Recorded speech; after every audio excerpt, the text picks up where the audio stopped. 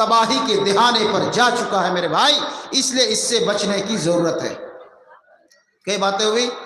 آپ نے ربا سود قرآن و حدیث سے سمجھا، سود کس کو کہتے ہیں؟ کاروبار میں جو آدمی ملوث ہوگا، سودی کاروبار جو کرے گا، پہلی بات یہ ہے کہ وہ اللہ کی رحمت سے دور ہوگا، اللہ کی لعنت کا مستحق ہوگا، اور ہلاک اور برباد ہو جائے گا۔ وہ آخرت میں بعد کی بات ہے، دنیا ہی میں تباہ اور برباد ہو جائے میرے بھائی۔ جی، بہت سے لوگوں کو دیکھیے گا، لون پر قسطی پر گاڑی اٹھائے ہوئے ہوتے ہیں، ایک مہینہ کسی طریقے سے لون ادا کیا کہ دوسرا مہینہ سر پر سوار ہے،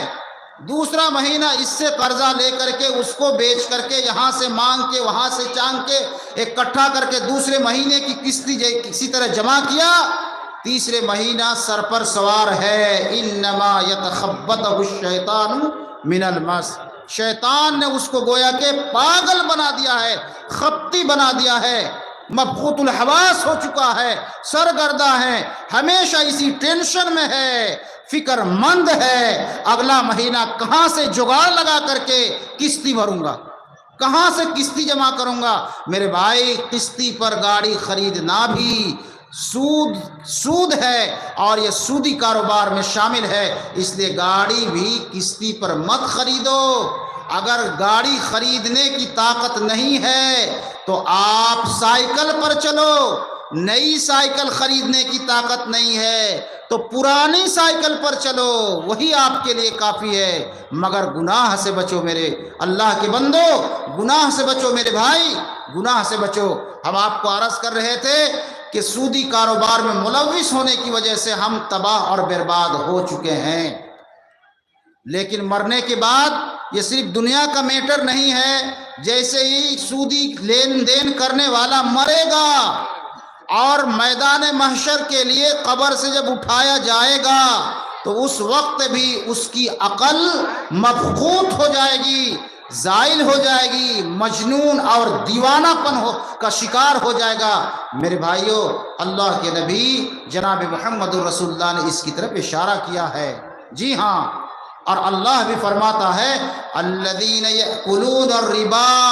لا یقومون الا کما یقوم الذی یتخبطہ الشیطان من المس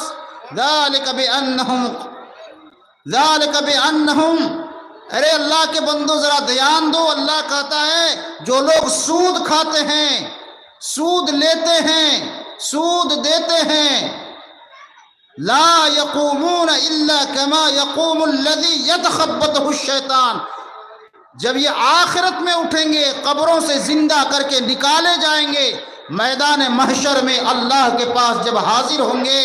تو اس کا ہوش حواس ٹھکانے پر نہیں ہوگا، عقل ٹھکانے پہ نہیں ہوگی، گویا کہ ایک نشہ کرنے والا پی کر کے مست ہے، اور جب یہ چلتا ہے تو کبھی دائیں گرتا ہے، کبھی بائیں گرتا ہے، کبھی بڑبڑاتا ہے، کبھی کچھ بولتا ہے، ہوش حواس رہتا ہی نہیں ہے، بس اسی حال میں اللہ کے دربار میں اس کو حاضر کیا جائے گا۔ مستدرک حاکم کی حدیث ہے، محمد الرسول اللہ صلی اللہ علیہ وسلم نے فرمایا تم ایسے گناہوں سے بچو، ایسے گناہوں سے تم بچو جو آخرت میں بھی تمہارے لیے بخشش نہیں ہے، معافی نہیں ہے، ایسے گناہوں سے بچو۔ وہ کون سا گناہ ہے؟ اے اللہ کے نبی رسول اللہ صلی اللہ علیہ وسلم نے دو گناہوں کی طرف نشاندہی کی۔ نمبر ایک، مال غنیمت میں خرد برد مت کرنا،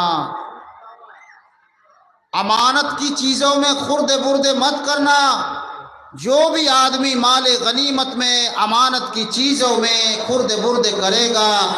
ہیرا پھیری کرے گا، قیامت کے دن اپنی گردن پر اس کو اٹھا کر کے لائے گا۔ اگر اس نے جانور میں ہیرا پھیری کی ہے تو وہ جانور اس کی گردن پر چڑھا ہوگا، بکری میں ہیرا پھیری کی ہے، بکری اس کی گردن پر چڑھی ہوگی، گائے میں ہیرا پھیری کیا ہے، گائے اس کی گردن پر چڑھی ہوگی، مال میں ہیرا پھیری کیا ہے، مال اس کی گردن پر بوجھ بنا کر کے لاد دیا جائے گا۔ پتہ یہ چلا امانت میں خیانت جس نے کیا ہے، مال